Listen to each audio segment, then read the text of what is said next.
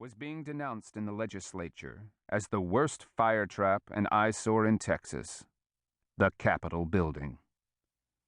There were two riders, a big man with a broad-brimmed Mexican border hat and a little man with a short brown beard. A vague military look, something sensed as much as seen, something about the way he carried himself, made it plain that the smaller man was the one in charge. He rode up almost to the steps and swung down from the saddle. He paused a moment, his thin shoulders pinching as he coughed into one hand. His face was pale and sickly, but his piercing eyes saw all there was to see and gave a hint that behind them a keen mind was running with the whistle tied down. He handed the reins to the big man and said, "Stay close, Sergeant. I have no idea how long I'll be with the governor." Two men idled on the steps, puffing cigars and arguing about an item in a newspaper. One looked up frowning. "It's McNelly." He spoke in a voice the little man could not miss.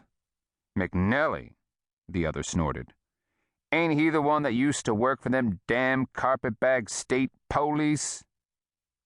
McNelly gave no appearance of hearing until the big man took an angry stride toward the loafers.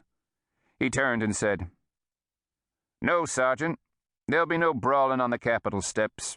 They didn't say anything, and you didn't hear it." The sergeant glared at the idlers, but did not question the order. "Yes, sir, Captain." He watched Captain McNelly march into the building and out of sight.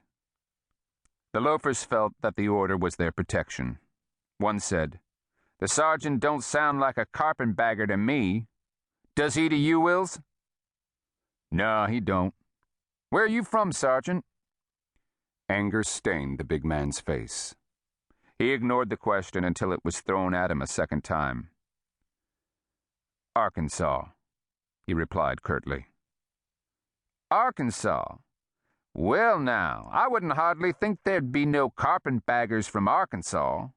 I don't see any uniform either. What kind of sergeant are you, anyway?" "Ranger Sergeant. Texas Rangers." "A Texas Ranger from Arkansas. That does beat all, don't it, Wills? A carpetbag Texas Ranger sergeant from Arkansas." The sergeant put one booted foot forward, caught himself, and stepped back, glancing up at the open windows, as if certain the captain would see him. Crisply he declared, "War's been over for 10 years. There's no such of a thing anymore as a carpetbagger. Something else, Captain never was one. Man who says different is a low-down, yellow-bellied liar. And he hasn't got the guts to come to Ranger Camp tonight and meet me out past the picket line. If a man was to come around, who would you send out to fight him? That consumptive-looking captain of yours?" The sergeant moved forward, fists up. The loafer jumped to his feet. "Remember your orders, Sergeant." The sergeant's eyes narrowed, and his voice went quiet, the way the air sometimes does just before a storm breaks loose. "I'll remember my orders, but I'll also remember you two. And if you're not on the picket line tonight to find me, I'll be around tomorrow to find you." He looked as if he could drive a nail with his bare hand. The loafers decided they were moths too close to the flame. He watched, the color still high in his broad face, as the two retreated down the dirt street and disappeared into the open door of a saloon.